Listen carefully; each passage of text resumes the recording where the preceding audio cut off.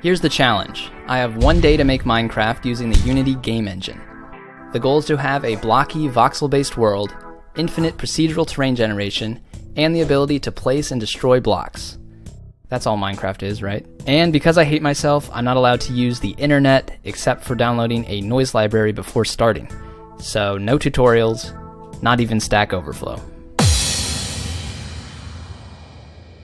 So it's about 8:40. Let's jump in and fire up Unity. I first got to work on terrain generation. We'll start simple with a 20 by 20 grid of cubes. And once I figured out how coordinates work, looks like we've just got one big rectangle. But we can vary the Y position of each individual cube to get something that looks more like terrain. To accomplish this, we'll need some noise. Not that kind of noise. Perlin noise. Perlin noise is an algorithm that gives you random but smooth changes between inputs. Here it is in 2 dimensions, which will be great as a height map for creating hilly terrain. And here's what we get. Just throw in a first-person character controller, and there it is, Minecraft. Thanks for watching. Actually, we're going to have to take a step back because there are some problems with using full cubes and a 2D grid. Go up to 200 by 200, which is like, what is that, 40,000 cubes, and the performance is pretty bad. Also, a cube can't be more than 1 unit higher than its neighbors, or you see gaps in the terrain. And mining, caves, and other things become impossible to implement. So instead of a bunch of separate cubes, we'll try using chunks of multiple blocks that have more optimized meshes, if I can actually figure it out. We'll start with some very basic mesh generation.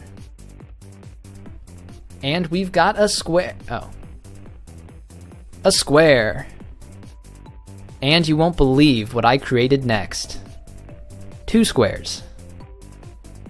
Now it seems like I'm just taking a long, complicated path to making a cube, but now we have some more flexibility.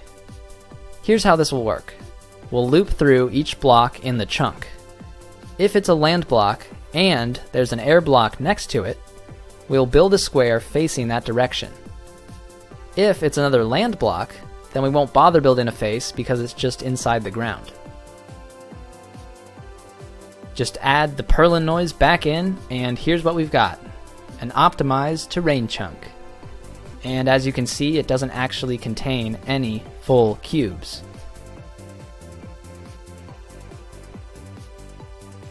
Now our original terrain generation script will be responsible for generating the voxel data and spawning in and out the individual chunks. So now we can generate a bunch of chunks with seamless transitions between them. Oh, maybe not. 1 second. Seamless transitions between them. Throw on some mesh colliders and there we go. The performance is much better and we can add some much cooler stuff, such as infinite terrain generation. So I made a dictionary to keep track of the chunks and wrote a function to load them in around the player whenever you enter a new chunk. Now unload the chunks that are too far away. And just like that, well, like 30 minutes later, but just like that, the chunks load in and out.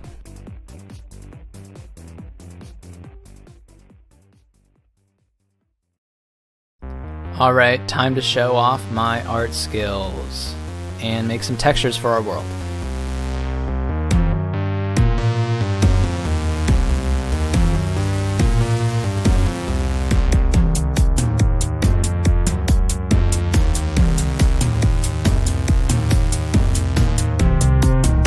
We'll have to put all the tiles onto a texture atlas because the mesh chunks have to use a single texture. And for some reason, changing the texture changes how the terrain is generated. Okay, a nice textured world.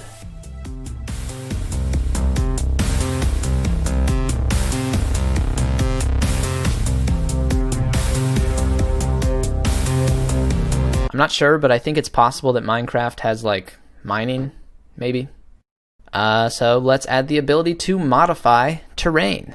To do this, I made a new script that will shoot a raycast where the player is looking, and then use a little math to figure out what block to modify. Here is that code.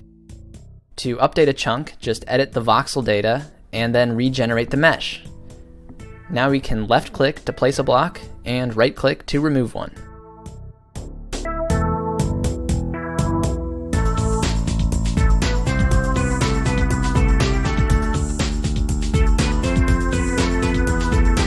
Now for the part I'm really excited about, more interesting terrain generation. This noise library I downloaded has functions for 3D Perlin noise, meaning we can do more complex stuff like caves and overhangs. Another thing we can do is add together multiple layers of 2D noise at different scales, which will give some more variability in our surface terrain. Multiplying 2 layers together has another effect, making some regions more hilly and some more flat.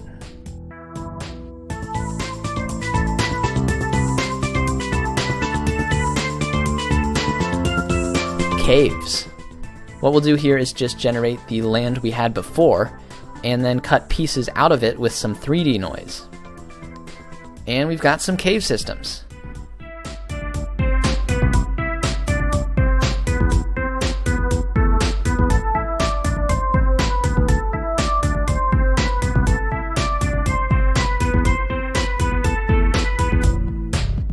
Just so the caves aren't everywhere, we'll create a mask using, you guessed it, yet another layer of noise.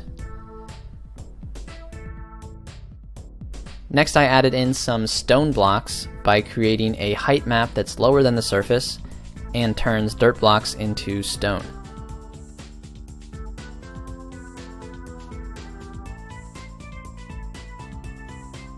And we'll give it enough variability so the stone will sometimes make its way to the surface.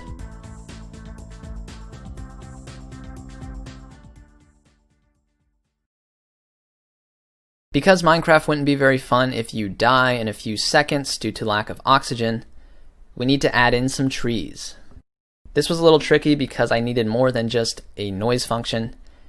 If a chunk is destroyed and then loaded back in, the exact same trees should be regenerated.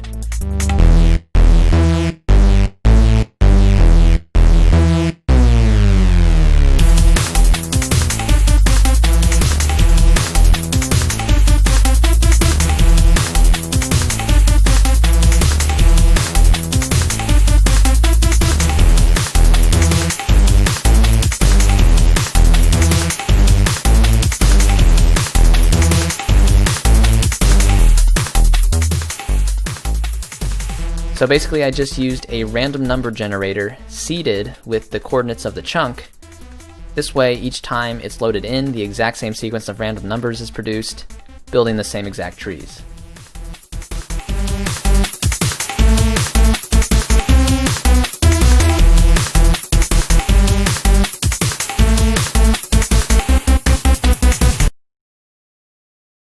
Next up is water. Unfortunately, I can't really just make a water block and call it a day. The water actually needs to be a separate mesh on top of the already existing terrain chunk, so we can do things like use a different material and walk through it. And this is actually really simple to implement. Just kidding.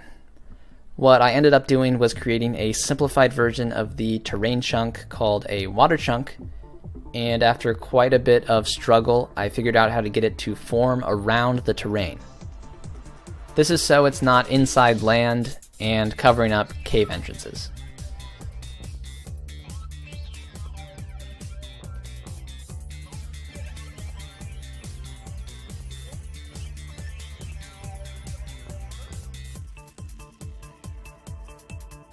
We're close to being done, just need to improve the graphics a little bit and add an inventory.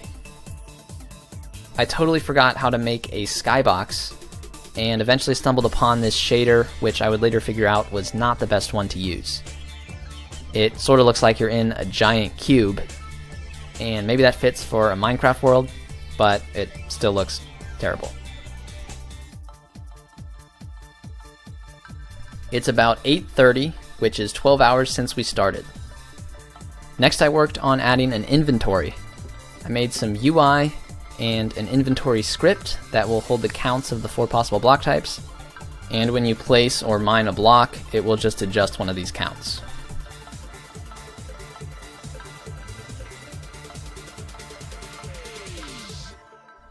And for some final graphics improvements, I adjusted the lighting, added in a little too much post-processing, went through about 1 million iterations on the skybox before I got it looking decent, and I redid the leaves tile. And I think we're actually done. Minecraft. Now I don't have to buy it, I can just play my knockoff version.